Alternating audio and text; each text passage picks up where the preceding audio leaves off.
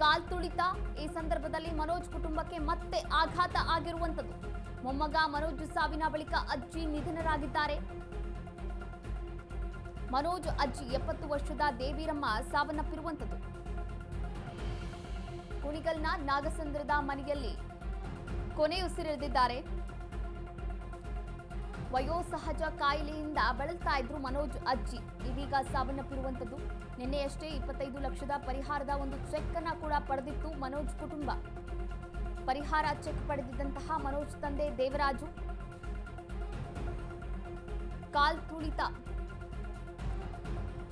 RCB ಅಭಿಮಾನಿಗಳ ಒಂದು RCB cup ವಿಜಯೋತ್ಸವದ ಸಂದರ್ಭದಲ್ಲಿ ಮನೋಜ್ ಸಾವಿಗೀಡಾಗ್ತಾರೆ. ಸಾವನ್ನಪ್ಪಿದಂತಹ ಕುಟುಂಬಕ್ಕೆ ಮತ್ತೊಂದು ಆಘಾತ ಆಗಿರುವಂಥದ್ದು. ಮನೋಜ್ ಅವರ ಅಜ್ಜಿ ದೇವಿರಮ್ಮ ಕೂಡ ಸಾವನ್ನಪ್ಪಿರುವಂಥದ್ದು. ನಿನ್ನೆ ಅಷ್ಟೇ ಪರಿಹಾರದ ಒಂದು ಚೆಕ್ಕನ್ನು ಕೂಡ ಇಸ್ಕೊಂಡಿದ್ರು.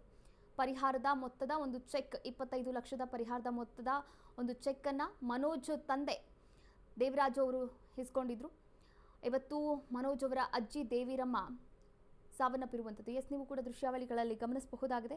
ಪರಿಹಾರದ ಚೆಕ್ ವಿತರಣೆ ಸಂದರ್ಭ ಹಾಗೆ ಅವರ ಅಜ್ಜಿ ಒಂದು ಭಾವಚಿತ್ರವನ್ನು.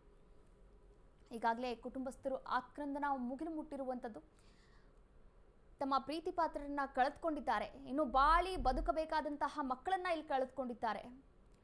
ಆ ಮಕ್ಕಳ ಮುಂದೆ ಈ ಚೆಕ್ಕು, ಈ ಹಣ ಇವೆಲ್ಲ ಯಾವುದು ಕೂಡ ಲೆಕ್ಕಕ್ಕೆ ಬರಲ್ಲ. ಅವರ ಖುಷಿ ಸಂತೋಷ ಇದು ಲೆಕ್ಕಕ್ಕೆ ಬರುತ್ತೆ.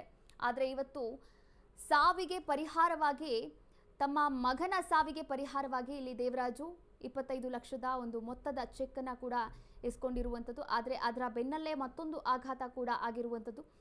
ಮನೋಜ್ ಅವರ ಅಜ್ಜಿ, ಅಂದರೆ ಈಗ ದೃಶ್ಯಾವಳಿಗಳಲ್ಲಿ ನೋಡ್ತಾ ಇದ್ರಲ್ಲ, ಮನೋಜ್ ಅವರ ತಂದೆ, ಅವರ ಅಮ್ಮ ತೀರ್ಕೊಂಡಿರುವಂಥದ್ದು.